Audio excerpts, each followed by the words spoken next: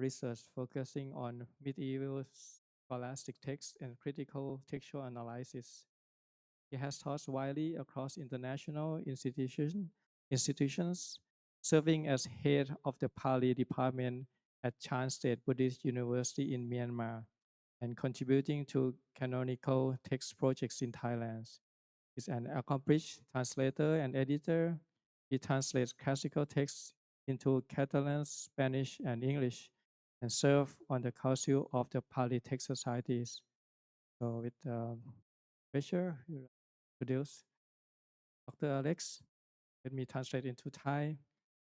Dr. Aleix Rui Falques เป็นนักวิชาการและเป็นนักภาษาศาสตร์ท่านเชี่ยวชาญนิรุกติศาสตร์ภาษาบาลีสันสกฤตคลาสสิกแล้วก็ไวยากรณ์พุทธศาสนาดั้งเดิมจบปริญญาตรีด้านอักษรศาสตร์คลาสสิกภาษากรีกและละตินจากมหาวิทยาลัยบาร์เซโลนาแล้วก็ปริญญาโทด้านสันสกฤตบาลีที่มหาวิทยาลัยปูเน่อินเดียแล้วก็จบ PhD ด้านอินเดียที่เคมบริดจ์แล้วก็มีวิทยานิพนธ์ก็ท่านก็จะมาเป็นผู้อยู่ที่ Chan State Buddhist University ด้วยก็วันนี้ท่านก็จะมาให้ความรู้กับพวกเราในเรื่องของทำอย่างไรให้พระวินัยคงอยู่สืบ So he will give a talk on the topic of preserving the Dhamma Vinaya. What does it take? So ready? So you can.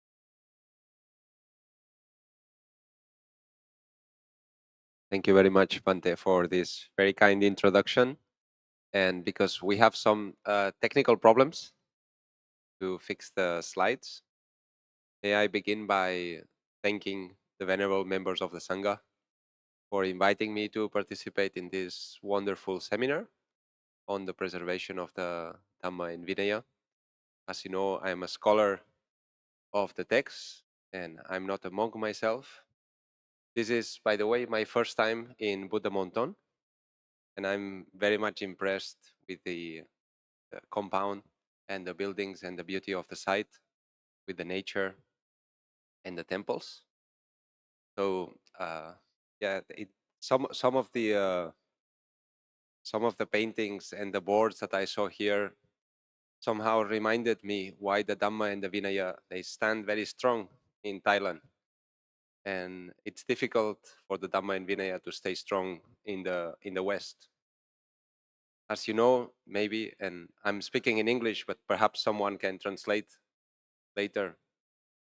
One of the problems that we have in the West, in Europe, for instance, is that we are not worrying too much about how to keep the Dhamma and the Vinaya strong. We worry about just having it. There are very, very few monasteries in Europe, and there are many, many people who are interested in practicing and learning Buddhism.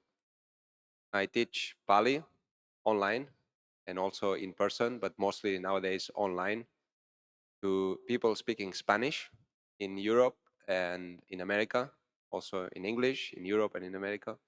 And there are many people interested in Dhamma and Vinaya, but it's very difficult to find places to practice and to learn. In Thailand and in Asia, you are blessed because you need to worry about how to make it long lasting, how to make it last long. We are worrying on how to make it happen. We don't have it yet. And the way this seminar is presented, when I was seeing some of the boards, it reminded me also about the importance of lay people being lay people and the monastics being monastics, keeping the Vinaya. One of the main differences between the Dhamma and the Vinaya in Asia and in the West is that in the West, if you allow me to say it this way, many lay people, they think they are monks, and many monks, they think they are lay people. So the lay people go around like just because they are Buddhist, they go around like they are arahats sometimes, but that doesn't mean that they practice the Vinaya.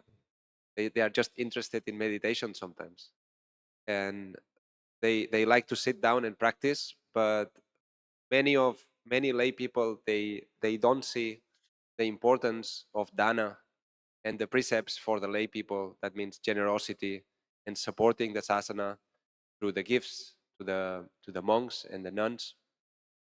And similarly, because we don't have monasteries, and we don't have, at least we don't have many monasteries, and we don't have many institutions to learn and practice the Dhamma and the Vinaya, many teachers who are teachers of the Dhamma, they have to make a living. They are lay people, really. Even though they are teachers of the Dhamma, they get a fee for their course, and they have to live like lay people. That's why I was saying that our problem is that the lay people think that they are monks, and the teachers who are supposed to be monks live like lay people. So in this case, we cannot even begin to worry about the real Dhamma and the real Vinaya. We are happy to have a few monasteries from Asia that are settled in Europe. And here, perhaps my closest reference is the Oxford Sayadaw, which is the Oxford Buddha Vihara. There are many, but still it's very small compared to Thailand or compared to Asia.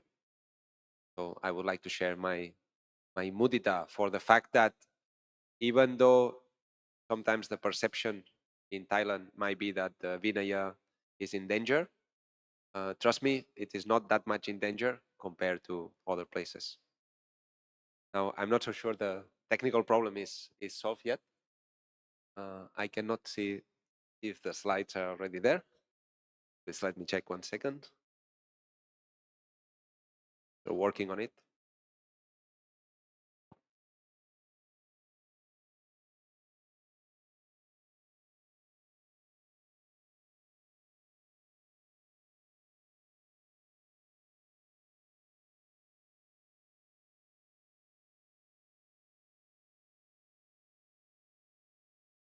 Well, then, since we are waiting for the technical problem to be solved, and this is part of anicca, maybe I will share a few words about the idea I had in presenting these slides, or just what I had in mind when I was very kindly invited to participate in this seminar. As you know, and I said it before, sorry,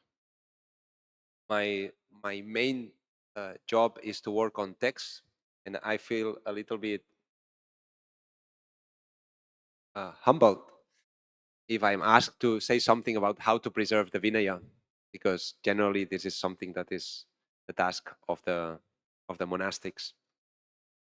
So mostly I'm going to talk about the Dhamma in the sense of the text, and I'm going to talk about an area that is mostly my area of expertise, that is called philology. Because we have English to Thai translation, I hope that even though my maybe introductory speech is not very clear to some of you, but the slideshow will become more clear. And I will be talking about the importance to broaden our perspectives when we study, the importance to know what other people think in order to have a proper debate with those who don't think like us, or maybe those who belong to different traditions, because this debate is always part of the religious life. Now I think we are about to solve the technical problem. I apologize for that.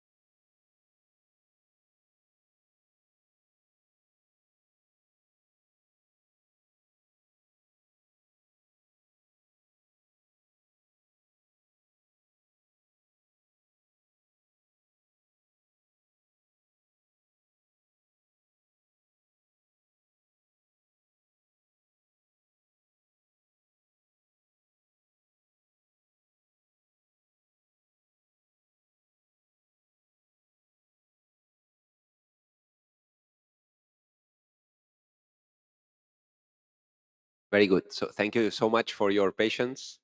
And again, may I pay respect to the venerable members of the Sangha and all the Sayaros and teachers here. And also a warm welcome to all the lay people. So thank you for coming to this talk. As you can see, it is in line with the main topic of the series these days. The title is very generic, very general, preserving the Dhamma and Vinaya, the Dhamma Vinaya. What does it take? I do not mean to be comprehensive, and I do not mean to explain the only possible way to preserve the Dhamma Vinaya. There are many, as the Buddha himself taught, but I'm just going to share my own experience and one way that I think the academic study of the Dhamma Vinaya can be done. So one of the main concerns among Theravada Buddhists is to preserve the Dhamma Vinaya for a long time. Chiram Tittatu Dhammam. That's the saying.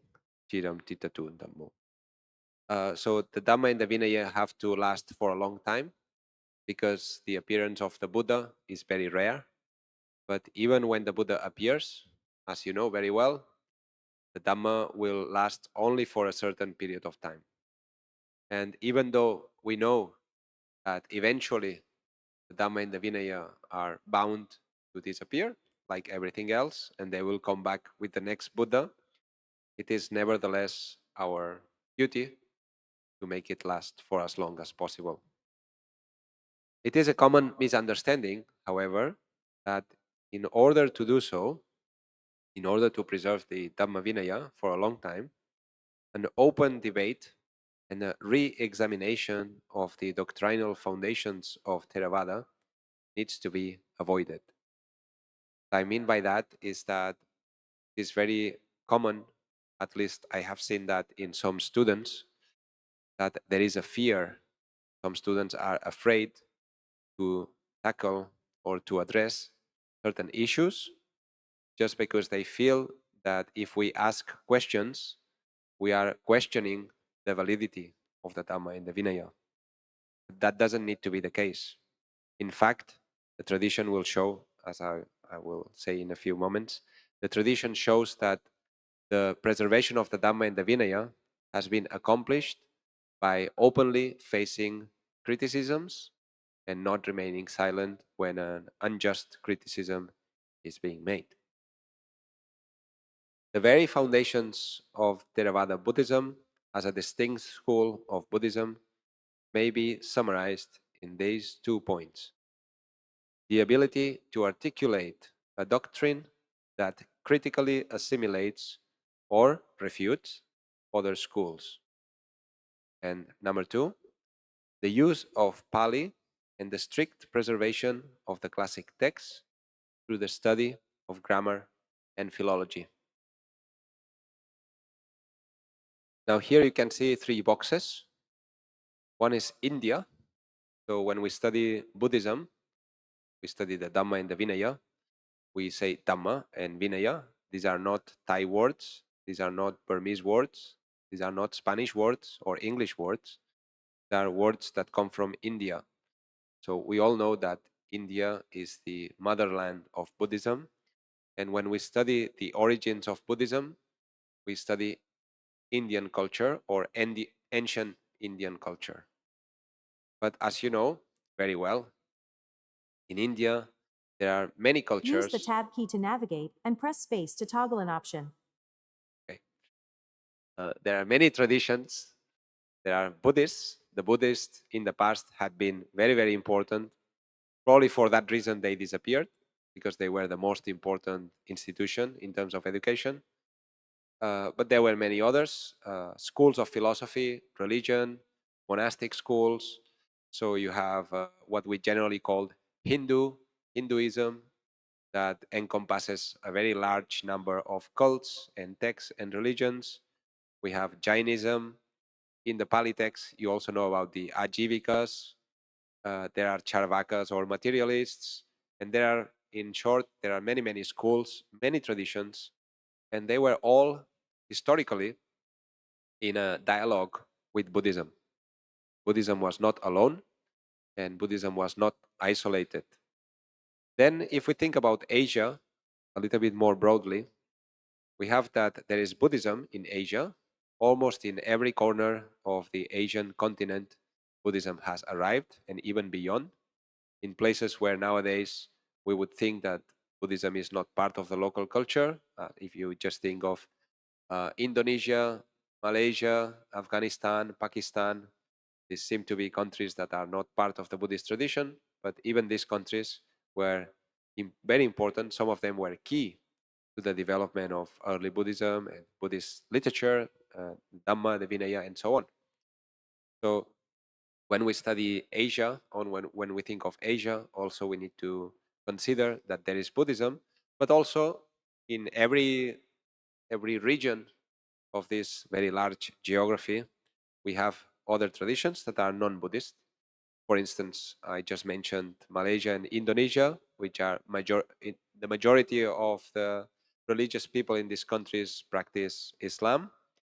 And then there is China, for instance, which is technically one of the important Buddhist countries in the world. But after the communist revolution, it is the role of Buddhism in society has probably gone to a more marginal or private dimension of people's lives, but nevertheless it's there, along with other traditions like the Taoism, Confucianism, etc. And something similar happens in Japan. If you have studied a little bit the history of Japan, there is Buddhism, but Buddhism is mixed up with many local traditions, then like Shinto and other cults. So this is just bound to happen. And even if you think of Theravada countries, not all of them are exactly the same. Each region in Theravada countries has its own peculiar features. So again, to understand the Dhamma and the Vinaya of the Buddhists, we need to understand what is non-Buddhist. Then, even more broadly, in the world, as you know, there are big debates and between what we would call religion or the spiritual path, and then other approaches to life that exclude religion positively or negatively. They try to avoid religion. Many people in the world don't like religion. This is a fact. It's not just a problem of Buddhism, it's a problem with religion in general.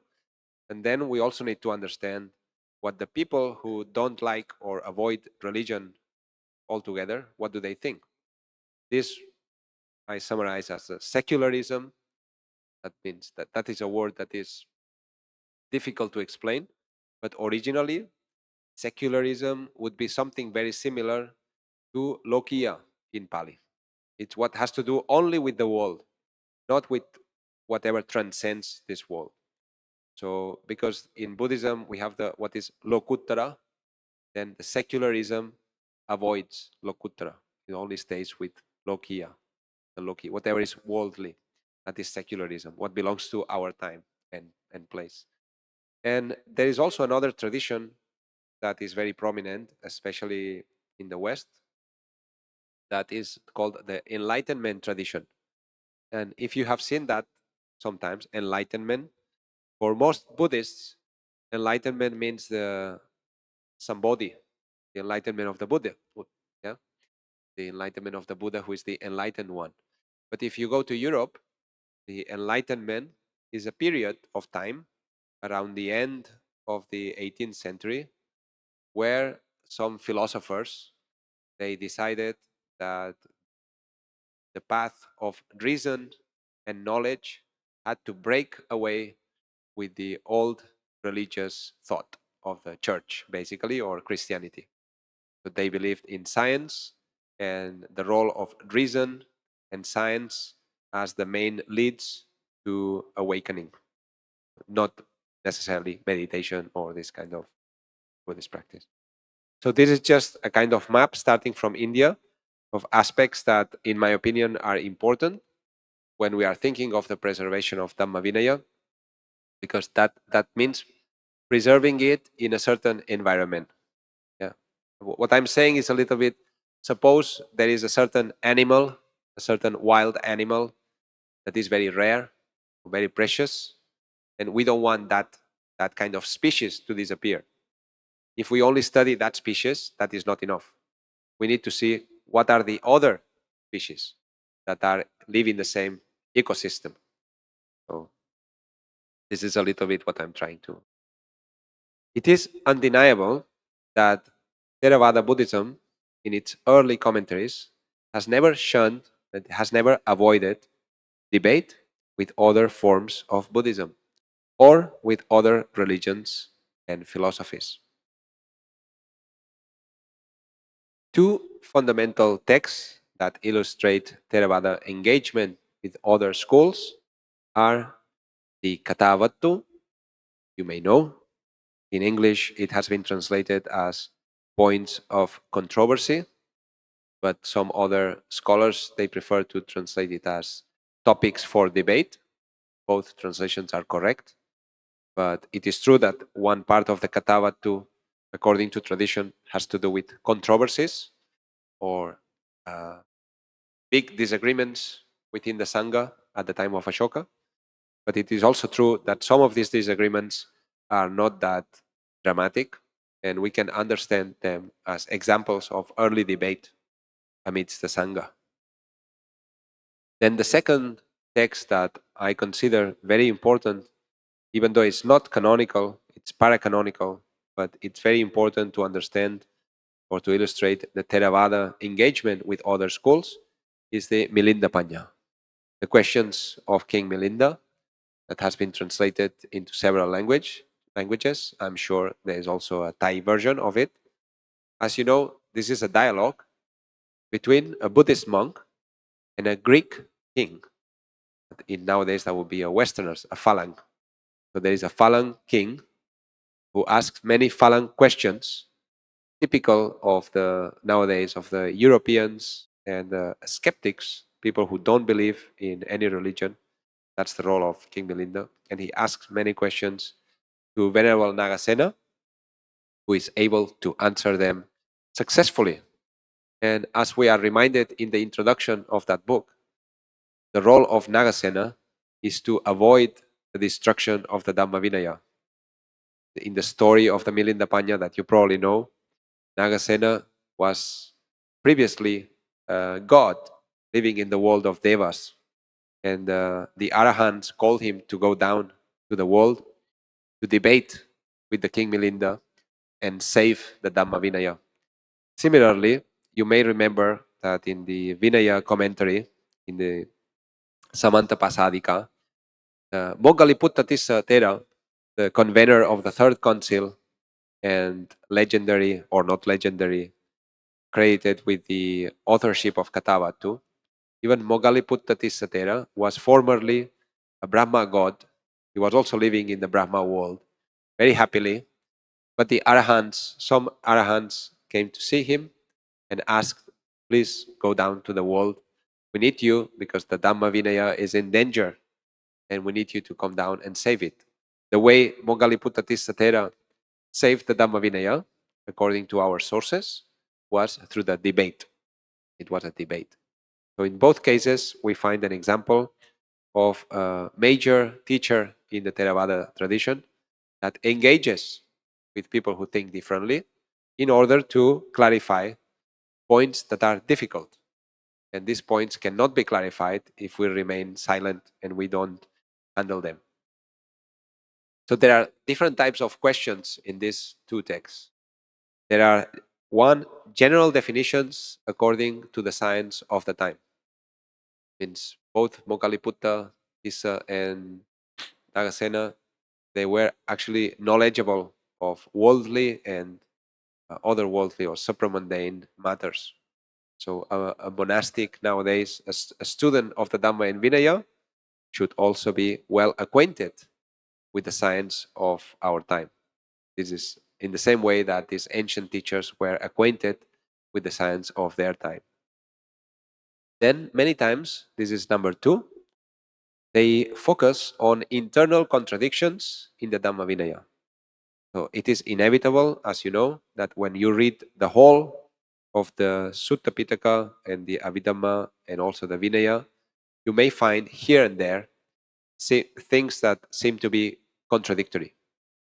If you say this, you cannot say that. If you say that, you cannot say this. How is this possible if the Buddha says this in that place? And so on. So these types of contradictions are openly discussed in both the Kathavattu and also the Milinda Panya. And then number 3 is also very important. It's the epistemological problems. Epistemological means how do we know what we know? It's the theory of knowledge. How do we know the things that we know? It's not just what we know, but how do we know it? And how can we possibly know things that are true or that are valid? This sometimes is discussed through logic or through other types of sciences. Now, the Milinda Panya, especially in the first books, offers clear and often innovative definitions of terms such as sati, mindfulness, and panya. So giving definitions is very important. For instance, I'm going to read the English translation. The king asked, Venerable Nagasena, what is the distinguishing characteristic of attention? And what is the distinguishing characteristic of wisdom? Examination is the distinguishing characteristic of attention, and severing is the distinguishing characteristic of wisdom.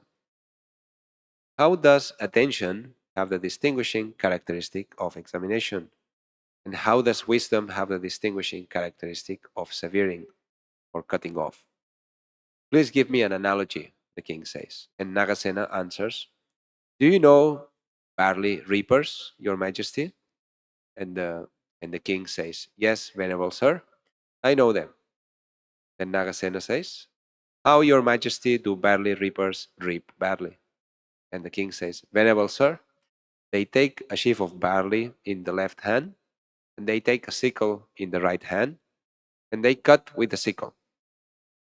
Then Nagasena explains, just as your majesty, a barley reaper takes a sheaf of barley in the left hand, takes a sickle in the right hand, and cuts the barley, in the same way, your majesty, does the spiritual aspirant take hold of the mind with attention and cut off the defilements with wisdom.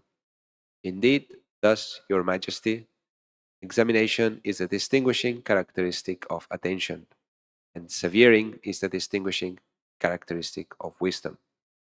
And then the king says, you are clever, Venerable Nagasena. He is convinced. With regard to internal contradictions, Nagasena is not afraid of replying to Milinda's difficult questions. Nagasena presents the model of an Abhidhamma scholar, or he represents the model or the archetype of an Abhidhamma scholar that excels in refuting the most aggressive attacks. Yeah, that is also something that the Buddha handles in the Brahmajala Sutta. If someone attacks the Dhamma Vinaya, the best way is not to attack back and attack aggressively. The best way is to dismantle the argument piece by piece. So Nagasena does this without ever becoming anxious or defensive. He uses reason, good arguments, and powerful similes. This is an example. The king says, Venerable Nagasena, it has been said by the Blessed One that a deliberate lie is an offense of the greatest kind, involving exclusion from the order. And again he said, by a deliberate lie, a bhikkhu commits a minor offense, one that ought to be the subject of confession made before another member of the order. So this is a contradiction or apparent contradiction in the Dhamma Vinaya. Lying is to be punished with the parajika, or lying is just a minor apatti. Now, Venerable Nagasena, what is here in the distinction? What is the reason that by one lie a bhikkhu is cast out of the order, and by another lie he is guilty only of an offense that can be atoned for? In the first decision, if the first decision be right, then the second must be wrong. But if the second be right, then the first must be wrong. This too is a double-edged problem now put to you, and you have to solve it. Both of your questions, says Nagasena, O king, are correct, but a falsehood is a light or heavy offense according to the subject matter. For what do you think, great king? Suppose a man were to give another a slap with his hand. What punishment would you inflict upon him? If the other refused to overlook the matter, then neither should we be able to pardon his assailant. But should you mulct? I think there is a typo here, him with a penny or so. But on the other hand, suppose it had been you yourself that he had given the blow to. What would then be the punishment? You should condemn him to have his hands cut off and his feet cut off, to be skinned alive, and we should confiscate all the goods of his house and put to death all his family to the 7th generation on both sides. So here, leaving aside the cruelty of the king, the point is that Nagasena is forcing his interlocutor to solve the problem by himself, and this is a very wise thing to do. Now, we also talked about epistemological problems.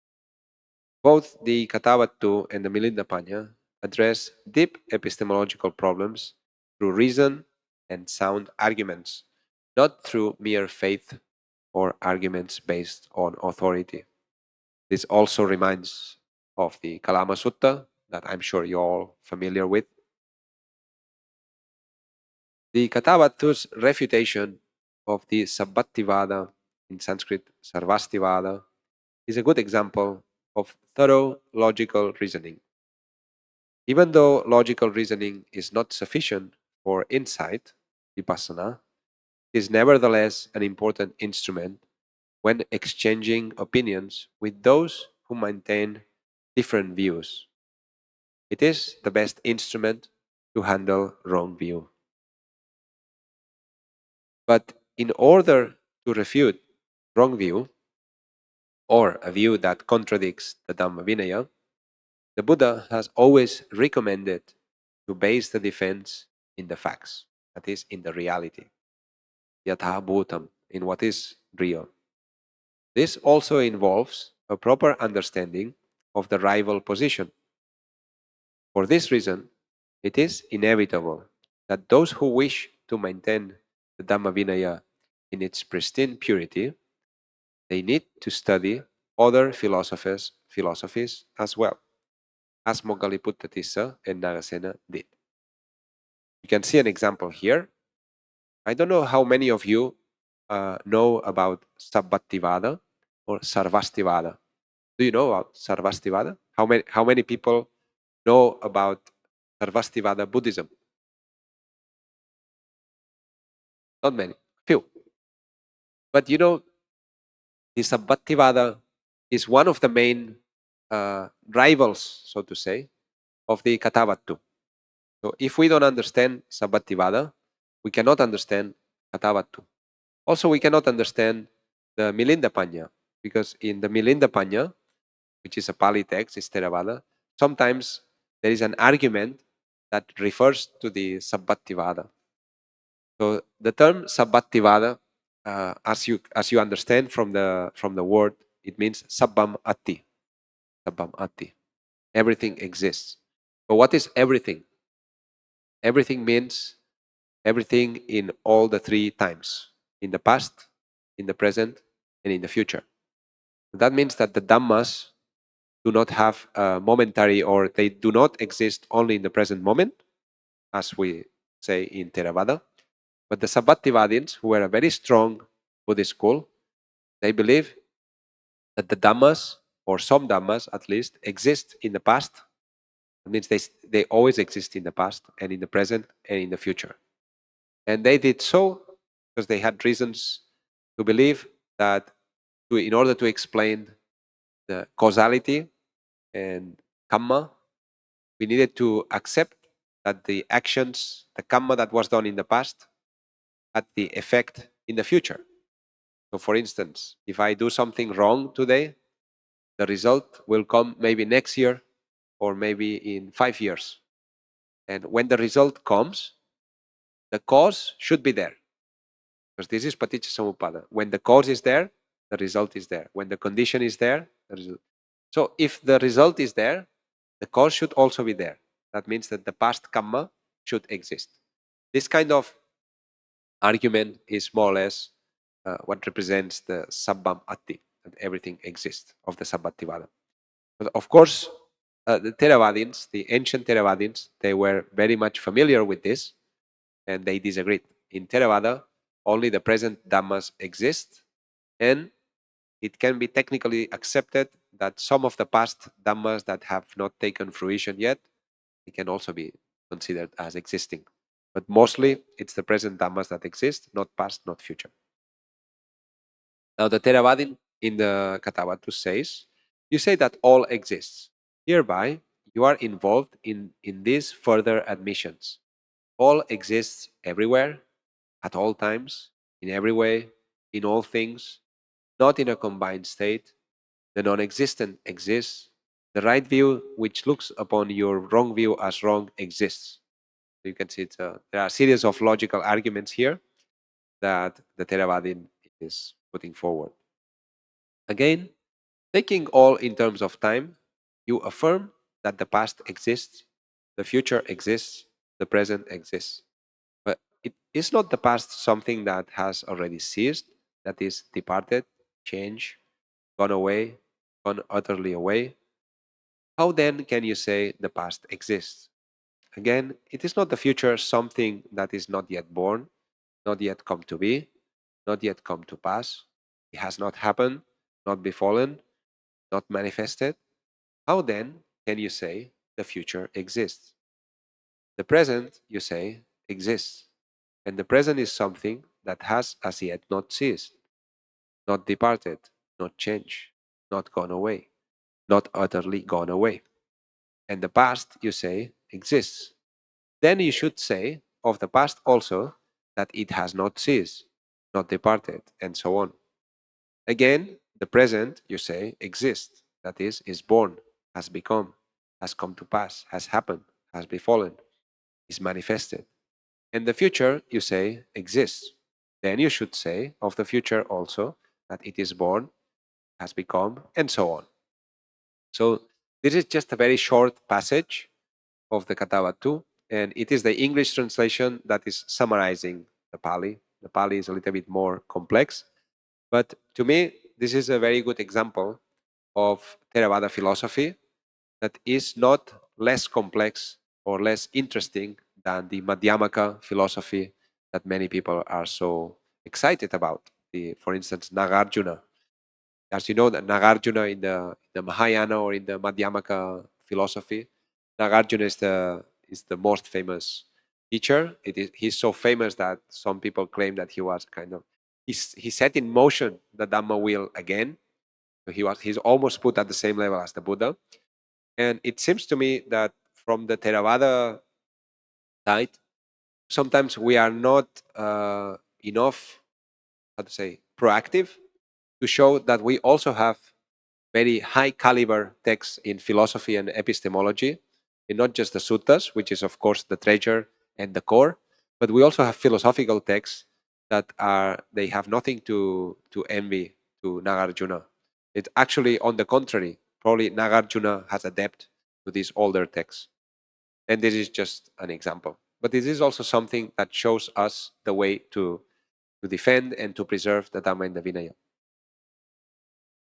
Then the Pali and Theravada students aiming at the preservation of the Dhamma Vinaya in international debates must keep in mind two areas of expertise that have become essential.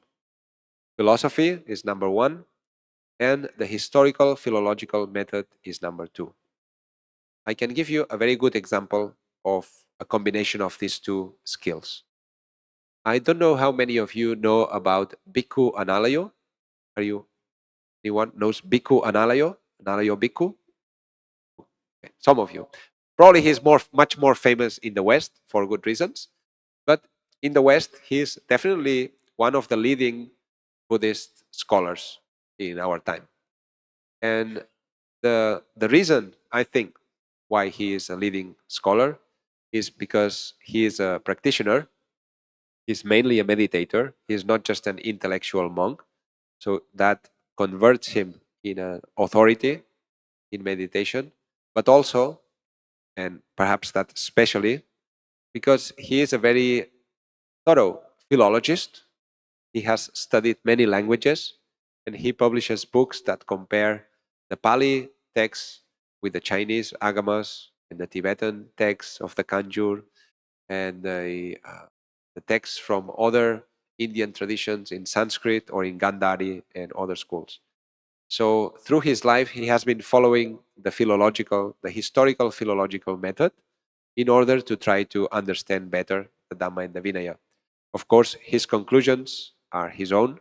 Doesn't mean that we all share his point of view, but his method is very impressive, and I think it's a good model for the rest of us. Also, he doesn't shun philosophy. That means offering his own understanding of the sources. And he has published many books that combine the historical philological method in order to examine the sources, the primary sources. He always tries to go back to the primary sources, to the origins. But then he also tries to keep up with modern psychology, modern philosophy, and modern thought, so that in this way he can convey the old ideas to the new listeners, to the present day listeners. In our tradition, in the Theravada tradition, we have philology. It's not new. Probably Theravada philology is older than Western philology, but sometimes we don't remember that. To the right hand side, you can see, if it's the same slide, yeah, you can see an example of an important manual for philology in English by Martin West. It's textual criticism and editorial technique. It's very much about the analysis and the study of manuscripts. And in Pali, we have a term that is called visodhana. Visodhana. Also, you probably know the term sasana visodhana, the purification of the sasana, which is one of the mechanisms that the Sangha has utilized through history in order to preserve the Dhamma and Vinaya in its pristine light. So, textual criticism is the art of editing the text on the basis of a critical assessment of its manuscript witnesses. This is a very long sentence, but basically it means it is the art of to remove mistakes from the manuscripts. The discipline has a long history in the West, but it also has its own history in Asia.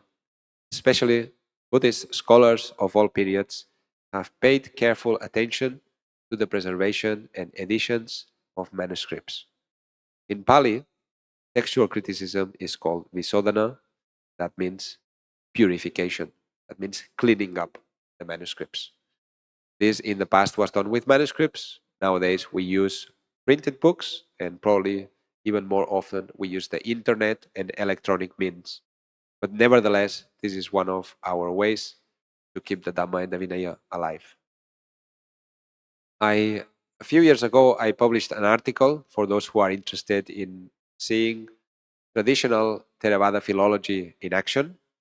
The article is called Purifying the Patimokkha, Pali Grammar and Buddhist Law, that means Buddhist Vinaya, in 17th century Hamsavati. And I use the term Hamsavati in purpose because we cannot say exactly that Hamsavati was Myanmar or Thailand or any other thing. It was basically Hamsavati was Hamsavati. And it was a kingdom with its own traditions. So this text was written there in a specific historical context, that is the context of the Burmese proper occupation of the territory. And political stories aside, what's interesting is that some of the monastic teachers that accompanied the king, the court, they became interested in compiling a Patimokkha text that would follow the manuscripts of Hamsavati, that means the Mon, the Burmese, and also the manuscripts from Haripunja from northern Thailand, what today is northern Thailand, that means Lanna, and other regions. So they compiled many different types of manuscripts, and when they were comparing the manuscripts of Patimokkha, the author of this book, the Patimokkha Visodhana, in Thailand you have a book by Yanakitti called the Patimokkha Ganti, that is same thing. And in these books, you can see how ancient scholars, or scholars a few centuries ago, they worked with philology using Pali and using Pali grammars, Pali commentaries, in order to solve textual problems. Now, the edition and translation with comments of Pali manuscripts is a perfect way to preserve the Dhamma Vinaya. And here, perhaps I'm coming more to my own area to encourage everyone to work on this area, because, of course, the canonical manuscripts have been edited, even though they need more examination. But there are many more books in Pali, and probably bilingual Pali and Thai, or Pali Burmese, local commentaries to the Pali texts, etc., that they still remain in manuscript form, and they haven't seen the light yet. So one good way to preserve and to keep the Dhamma Vinaya alive is to work on such texts. As I said at the beginning, I'm not saying that this is the only way. I'm saying it's one more way to help the promotion and the preservation of Dhamma Vinaya. Today, Pali manuscripts are easily available through digital repositories. There are many digital libraries online that you can visit, and you can actually download many hundreds of manuscripts. This is something that is quite amazing, considering how difficult it has been through history to access even only one manuscript. Probably not in Thailand, probably not in Myanmar, but certainly throughout the world it has been very difficult. And I would say even in Theravada countries, the production of manuscripts was not that easy.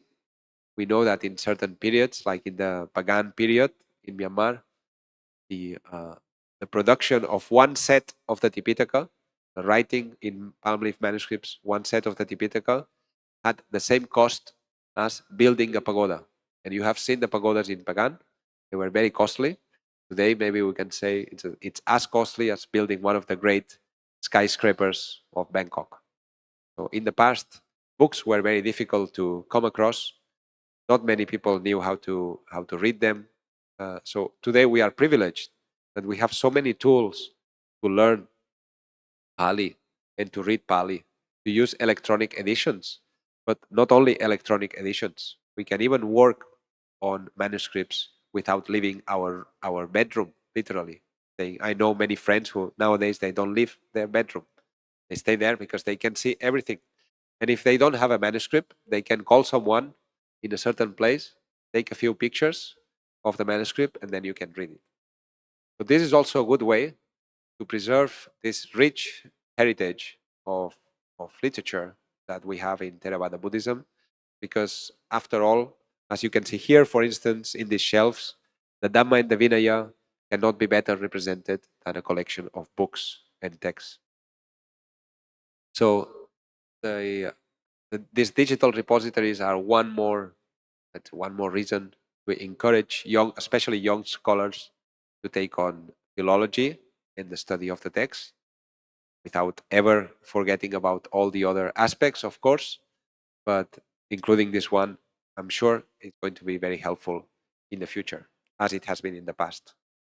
So that is all from my side. Bhavatu Sabba Mangalam. Thank you so much.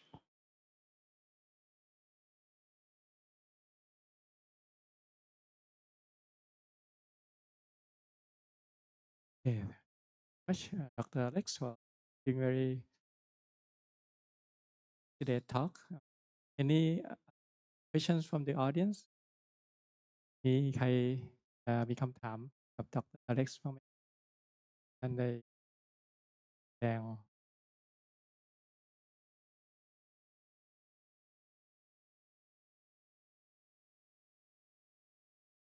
ษาคำพีร์ประสบการณ์ในการผ่านภาษาวิพากษ์วิทยาที่เอาศาสนาเทรวาสมาปรับใช้เพื่อจะสู้กับสายปรัชญาอื่นๆแต่ว่าเก็บไว้แต่ว่าเปิดเผยอย่างในมิลินทปัญหาหรือว่า คาถาวัตถุซึ่งวาดมันก็ให้ความสำคัญกับการเอามาเปิดเผยเอามาคุยมีใคร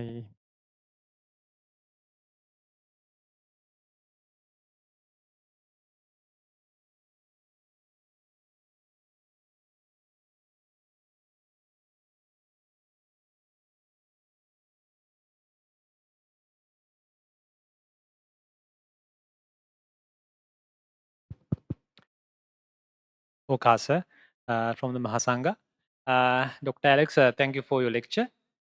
So I need to ask one question that we know that textual criticism is like a technique for is common for the entire world because they have some like traditions from the previous history of books.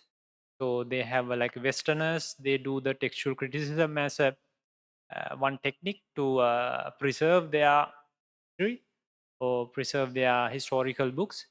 So in the Buddhism, we also have a textual criticism that you call the word Visodhana. We can call it Pata Visodhana or Pata Sodhana or whatever the thing. What are the like specialities about the like a Buddhist textual criticism than the other Westerners, what they call the textual criticism? Are there any specialities what we can identify in our like a Buddhist scholarly textual criticism?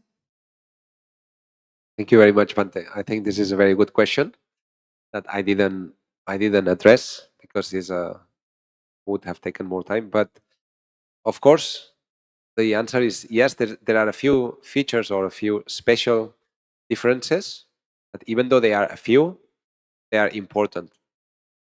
The main difference is that in the West, textual criticism began in the ancient world with the study of Greek poetry, the epic poetry of the Greeks, that is Homer, the Iliad, and the Odyssey. You may know that because sometimes there are films or movies of the Iliad with Brad Pitt and so on. So maybe some people know, but these originally were ancient poems, and many centuries later, around the 3rd century or the 2nd century before the Common Era, in the library of Alexandria in Egypt, which even though we call it Egypt, but that Alexandria was, as the name indicates, it was a city founded by Alexander the Great, in the same way that the city where King Melinda was born was also called Alexandria. So that was part of the same wall, and these Greeks were interested in recovering the meaning of these ancient texts. For them, they were already ancient. And it started at that time. They compiled manuscripts and they began to develop certain techniques. But what we call textual criticism today mostly developed through the Protestant reform in Europe. That means Luther, and when the Protestant Church in Europe they tried to rewrite the Bible on the basis of different manuscript traditions different versions, not just the Latin version, the Latin, the Greek, the Aramaic, Hebrew, or etc. So that kind of thought, the comparative thought, comparing many different sources, is what you can still see in some German scholars that are bhikkhus, like Bhikkhu Analayo. They are German. This tradition comes from that time. Then one special feature of textual criticism in after the 15th century or a little bit earlier in Europe is the recovery of the ancient classics, that is the Greek and Roman literature. In many cases, this is an important difference. In many cases, only a few manuscripts or a few fragments were found. Not many. Like for instance, in Pali, if you look for manuscripts of the Digha Nikaya, you'll have thousands existing manuscripts. It's difficult to put them all in one room, but they exist. In Thailand, there are many hundreds. In Myanmar, there are many hundreds. In Sri Lanka, many hundreds. Over the world, many other hundreds. So you would find literally more than 1,000 manuscripts. So there is no way we can use 1,000 or more manuscripts to read them all and see all the minor differences. Text is very much consistent because there's been a lot of copying through the history. But in Europe, that didn't happen. Some of these manuscripts, they arrived in Italy, what we call Italy today, in the 15th century when the Turks, the Ottomans, took Constantinople. That was a very big dramatic moment in Europe. I don't know if you are aware of that, but in 1453 or so,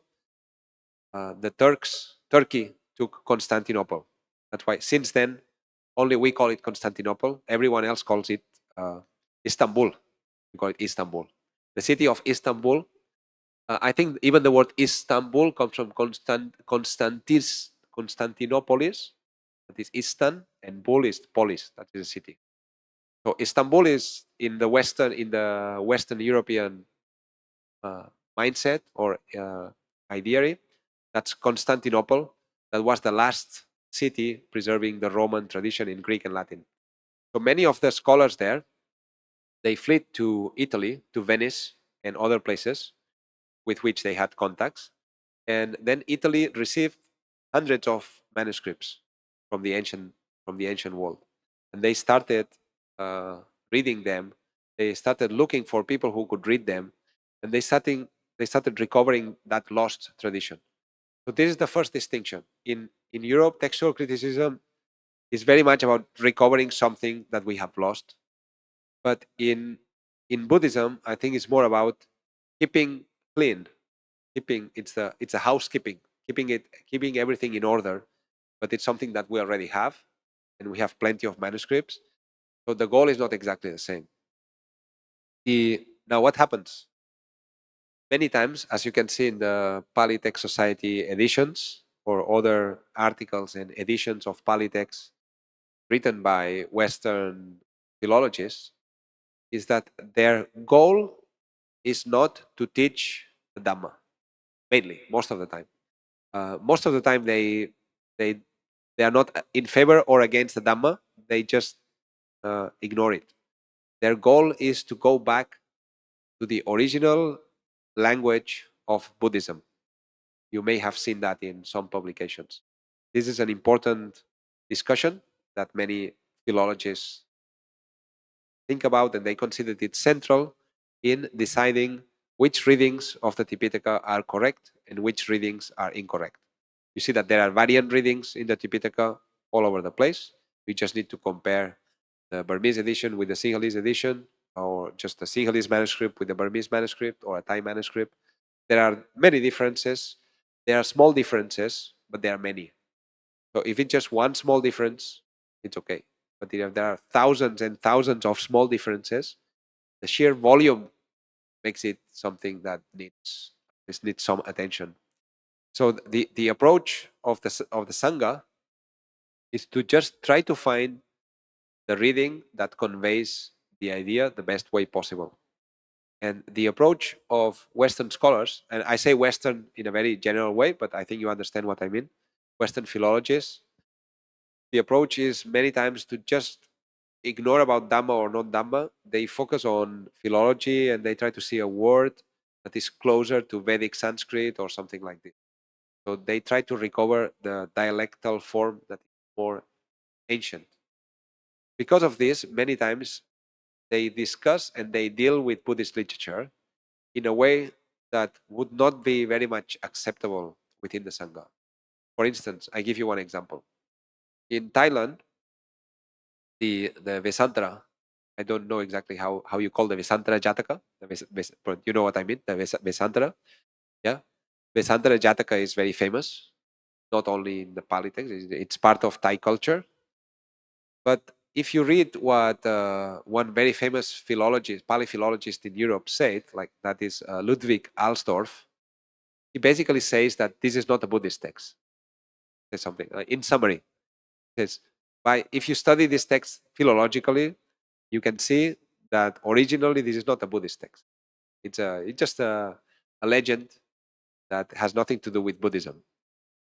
This is the inference and the point of view of someone who who is not interested in the content of the story, they are ready to ignore parts of it in favor of other parts if that helps them reach their goal, that is to find the most ancient reading possible, which means that their method is not totally not totally, it's a correct method, but there is a certain agenda behind, and the purpose is not the same as the purpose of the Sangha. So for this reason, I think perhaps some students, when they see that Western scholars, perhaps like myself, although I don't belong to that kind of line, but some Western scholars come here to Thailand and they tell you this text is not Buddhist, this text is fake, it's Pali, that, and you may wonder, how do they know that? They are following a certain methodology that in itself is quite strong, but sometimes it doesn't align with the aims of the Sangha. So the traditional philology of Visodhana, it is 100% aligned with the aims of the Sasana and of the Dhamma Vinaya, because the goal is not to try to recover some kind of lost original that we don't know where it is, but the goal is simply to read and understand the text that we have the best way possible. I hope that more or less is that okay as an answer, Bante? Yeah. So I think that when we compare the Western textual criticism, when we compare with our Buddhist textual criticism, the one or the group that who is going to perform that activity, that would be far more complex to a greater extent than the Western textual criticism, because those people or that group should have the good philological knowledge, we call the epistemological knowledge, niruttinaya, and we are talking about going with the like Abhidhamma or Vinaya, these things. Those ones should have the greater knowledge about they should have the competency of the canonical literature and the commentarial literature, the expertise of the techniques of the commentary. So I think it should be far more complex when someone is going to do the textual criticism in the Buddhist like these books. That's so. Yeah, I think as you said, more and more there are more skills that are added to the skill set that the philologist should have. Today, perhaps we could even say that IT or being skilled in using simply the tools to search for text, etc., is important. But I think what you pointed out, Bante, is an important difference also between the archetype of the philologist in the Sangha and the archetype of the philologist in a modern university. In the main criticism from the Sangha to these kind of professional philologists is that they are not very knowledgeable in the literature. Sometimes they haven't studied very deeply the Tipitaka and the commentaries and so on, and this is true. The main commentary the main criticism that comes from the other side, the philologists criticize sometimes monastic editions because the monastics are not enough familiar with the other aspects of the context of the Pali text. This includes that they are not familiar with Sanskrit, with Vedic Sanskrit, with Middle Indic. I can guarantee you that many times they are not even familiar with Middle Indic texts that are so important for Pali as they are the Ashokan inscriptions. So in the language of the Ashokan inscriptions, you can see certain features of different dialects, as you know very well. So the study of all these evidences and all these testimonies is something that Western philologists consider very important, and they realize that sometimes the monastic scholar lacks this kind of broad perspective in when analyzing a certain Pali word. They cannot go beyond Pali, but the scholar who knows Sanskrit and Prakrit and Middle Indic, etc., sometimes they can see the right etymology where the Pali itself would become obscure. Of course, in the past, most Pali scholars they knew Sanskrit. Like Buddhaghosa knew Sanskrit and many other languages. Sariputta, the 12th century commentator, he knew Sanskrit and many others. Moggallana, the grammarian, Kachayana, the grammarian, all the Pali grammarians, as you know, they tell you that you have to use Sanskrit grammar as well. And there are many Pali grammars that are based on Sanskrit grammars. Theory, there is no problem with that. But nowadays, it has been lost a little bit. So I think, excuse me, this and the basically this was the point a little bit for the students of Theravada to open a little bit the let's say open the windows of the room. See that there are other forms of Buddhism, early Buddhism, that in the sources they are also called Teriya or Stavira, or very close to the Stavira.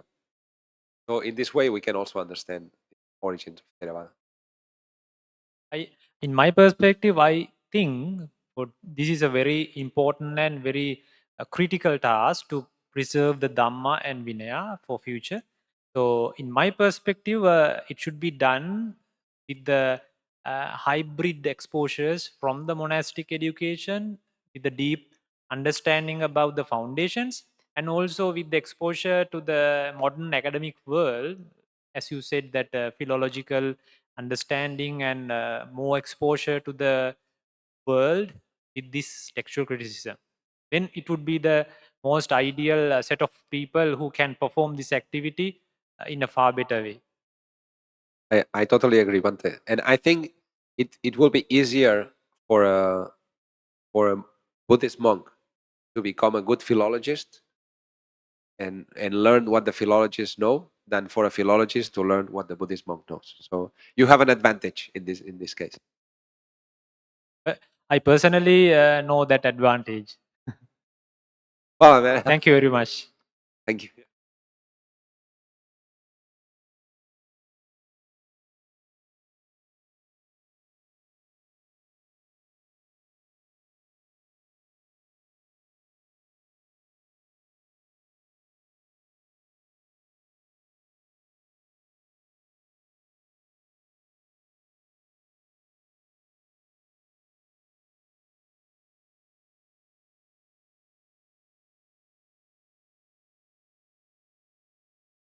Buddy, maybe I can ask Alex about a few questions. You know, in some of your previous curriculums, you are expert in Parayana Vaka in Sutta Nipata. Also, is my favorite process as well. Is 16 question and answer. Our students, yeah. So I just to know how do you use this philology method to go into that ancient Buddhist texts, and what do you find out? That's an interesting question. And it's interesting, Bante, that you could find this information. It is true that when I did my second MA in Barcelona, I chose as the dissertation topic the Parayana Vagga of Sutta Nipata. And the reason is because the Sutta Nipata as a whole is very long, so I had to choose only one part of it. At that time, I have to confess that my knowledge of Pali was at the beginning. But I was very lucky to have a very good teacher, that is Earl Pin. Pin, that is not a very well-known scholar, but if you see the Kachayana and Kachayana Vutti edition of the Pali Text Society, the critical edition of the Kachayana, it was done by Pin. It took maybe 30 years or more than 30 years to complete that book. And he was one of the chief editors at the Critical Pali Dictionary in Copenhagen, in Denmark. So the way I met Pin was very simple. I didn't know him. At that time, I was not connected. I had done my master's degree in Pune, in India, and I was 26. So I went back to Europe, and in order to continue with the academic study, I had to do a second master's because the Indian master's was not accepted. So I had to do another master's. And I asked the university if they would allow me to write the dissertation about Pali, even though there were no Pali scholars. And they told me, if you can find a supervisor, yeah, do what you want. And you can write on whatever topic that should be an ancient language and culture. That's the MA degree, ancient languages and cultures. So I chose Pali. And then I just knew that Earl Pind was an expert in Pali grammar, and he was also in the critical Pali dictionary. So I just wrote an email to him asking if he could guide me, and also if I could visit him in Copenhagen, in Denmark, and read the Parayanavagga with him.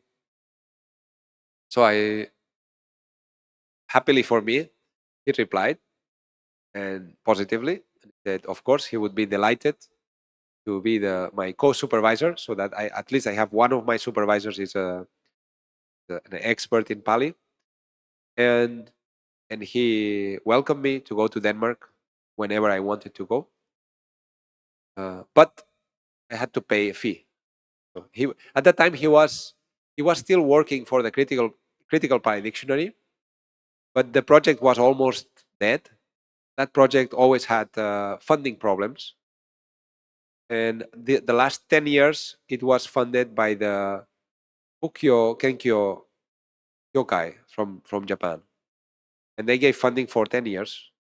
But then they told them that in order to complete the dictionary, they would need 120 more years of funding. Then they say, okay, we don't have 100 years of funding, so that's it, finish. So that means he wasn't a great expert. He worked for many prestigious projects and universities, but in his life, in his house, I share that with you so that you get an understanding of how many Pali scholars live or have lived in the West. In his house, he was not the breadwinner. His wife had the main job, and he was Pali scholar. So being a Pali scholar is not security, let's say.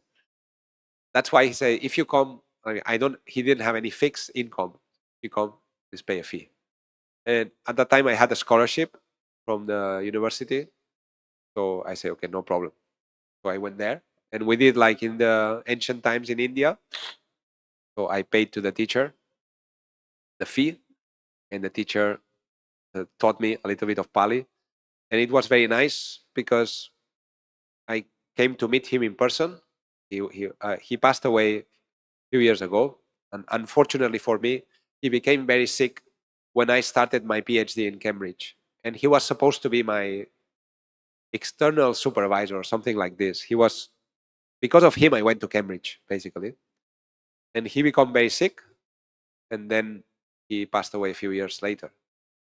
But the moments when we met, I was able to get a lot of knowledge of what it means to work on philology. He showed me the library of the critical Pali dictionary, which was very impressive. You have to remember that this is the library where the great European Pali scholars of the 20th century worked. And you could still, I don't know if you've seen the critical edition of the Saddhaniti by Helmer Smith. You had his books were there with their notes. So there was a kind of energy in that room where we were reading the Parayanavagga that to me, I always associate the Parayanavagga with that. Like it's this quintessential ancient Pali text that for me was the beginning. And I could see how in reading the text with the Pind, with my teacher, he would constantly open books and show me, in the Sanskrit roots, Sanskrit verbal roots, and this and that. And so I got an idea more or less of the method. And probably, if I'm here today, is among other people, the many people who helped me, because it's a difficult path for someone who is alone. But he was definitely main encouragement and a very good role model in his broad approach. Like actually, also that I encourage many of my students because he got his PhD when he was 65. the year he retired. So it was not a kind of PhD and then you make a career. No, he was an expert in Tibetan. He could also read Chinese Buddhist texts, and the PhD was done in Vienna, and it's about Dignaga. It's about Pramana theory. So it's about some Sanskrit and Tibetan manuscripts dealing with the theory of language and I don't know if it's a Pramana Vinishchaya or one of these texts by Dignaga. That was his PhD. Very late in life because he generally worked for this project or that project. So what I can say about the Parayana and philology is this: it immediately reminded me of those days and how I could see in the model of Finn, someone who uncompromisingly decided to devote his life to scholarship, even though in terms of money or security, that was perhaps not the best idea, but nevertheless, he had a very beautiful family. He has a very beautiful family, and he could make it. And his publications on Pali grammar, even today, they remain the state of the art. Pali Vyakarana. Yeah. Thank you very much for sharing that story. It's very impressive. Because we have a few questions from the audience. First one is, if the axis is time and y-axis is religions, steadiness not how to reach the goal arahant in the negative slope today, because the collapse in the Buddhist era 5,000 and we have already passed the peak for 66 years. So if because the sound there's a lot of echo, so I'm not sure I understood, but I think the question is like, the texts say that the sasana is going to last for 5,000 years, but now it seems that even after 2,500 years, we already see how it's going down. So After how you already passed the middle way, so probably your first one is, how can we how the religions get back, because we are like on the going down. because I'm not an expert in religion, but I'm just let's say a tourist in the area of philosophy and religious studies, because it is inevitable. The way I see it is that if you read ancient texts all the time, like if that is your job, like my job, let's say most of the texts that I read every week were written at least 500 years ago or more. So you are reading texts that are very old all the time.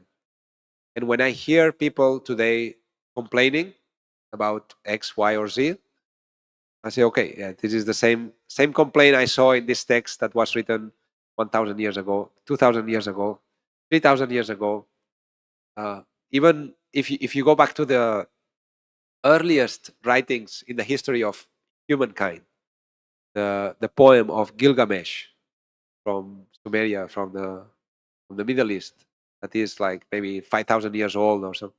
Even that poem begins by saying, "Oh, in the ancient times everything was great, but now it's going to the dogs," something like this. So it is normal that the sensitive people feel that their time is a catastrophe and that things are going very bad, because we have more information about our time and we get more negative input from our time, whereas from the past we generally get positive input. You all remember Buddhaghosa, right? Everyone remembers Buddha. Do you remember the bad Buddhist monks in the past? No. Everyone remembers the great ones. We don't remember the bad ones. But in the present day, everyone focuses on the bad ones. No one sees the good ones. In a 1,000 years, everyone will remember the good monks of today. No one will remember the bad ones. So I think there is a bias. Being in the present, we have a tendency to be very pessimistic. But ironically, I think this is good, because this is the way to stay alert. We can stay alert and vigilant, so we can see whether things are working or not, and if they are not working, we try to fix as much as we can. in our lives most of the time, and we live almost like as a like I don't live in a sangha. I'm a householder. I'm a gihi, as it would be said in an upasaka or a gihi. You live in your house, like many lay people. What can we do? I think we have to see individually what can we do for others to make the world a little bit better than it was when we were born. And beyond that, I think it doesn't depend on us. It's very difficult to control. And that's why I think when the Buddha describes what is the world, he says the world is from the top of the head to your feet. That is the world. So when we worry about the world, primarily, I understand we have to worry about that to become as good persons as we can, and through this, then we can share with others. For your encouraging answer. Says another one questions. Is this true? The more variety in ecosystem, the more strength of that ecosystem. But if the more variety or diversity of people in this region, the more chance of Buddhism domination. Not sure. The sound is there's a lot of echo here, and I couldn't. But is it okay if I come and listen to the Okay. question? So is it true that the more variety in ecosystem, maybe I can.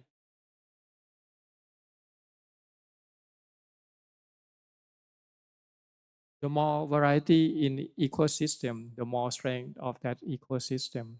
But if the more variety or diversity of people in these regions, the more chance of Buddhism termination. Okay. Yeah. Good question.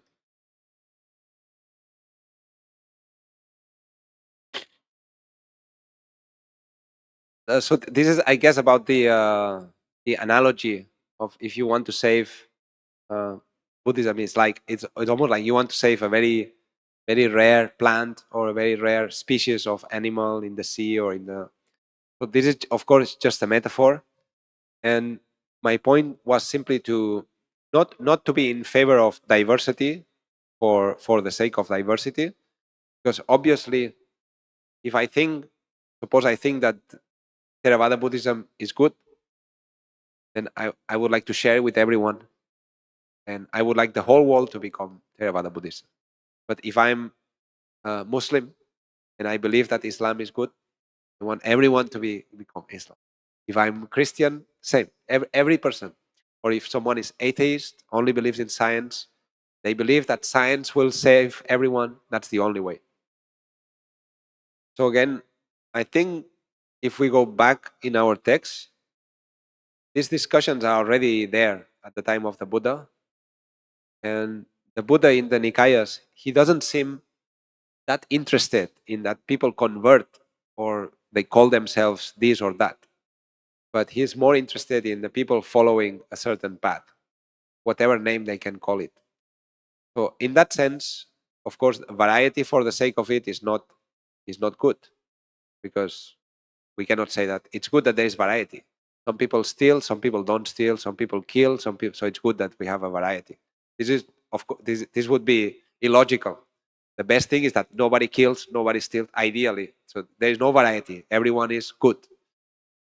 But the reality is what it is. And then when it comes to religions, one of the points of my talk, I think, was that not to worry too much about identity and worry about what is true and what is not true. And to discover that, we need to talk with many different types of people.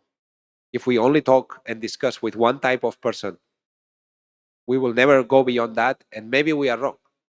But just to check if this is true or not, we need to discuss, be open, as the Buddha says. Check if this is according to truth, we accept. If it's not according to truth, we can say that we are not interested. But we don't need to become anxious or defensive because someone is attacking us or our religion. What we are ultimately, we are interested in the truth. So that's more or less what I could say.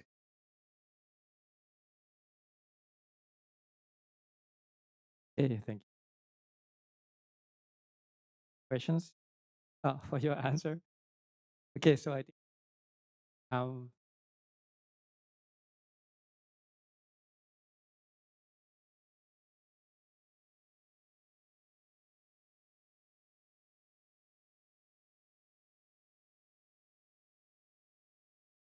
if from us,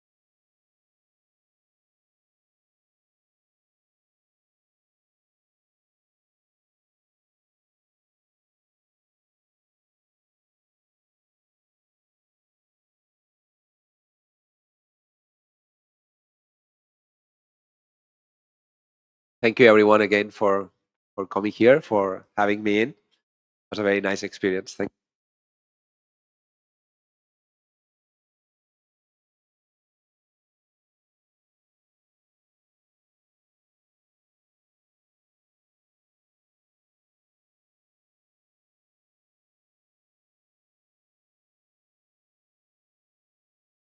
have a 15-minute break from here to 45 next session.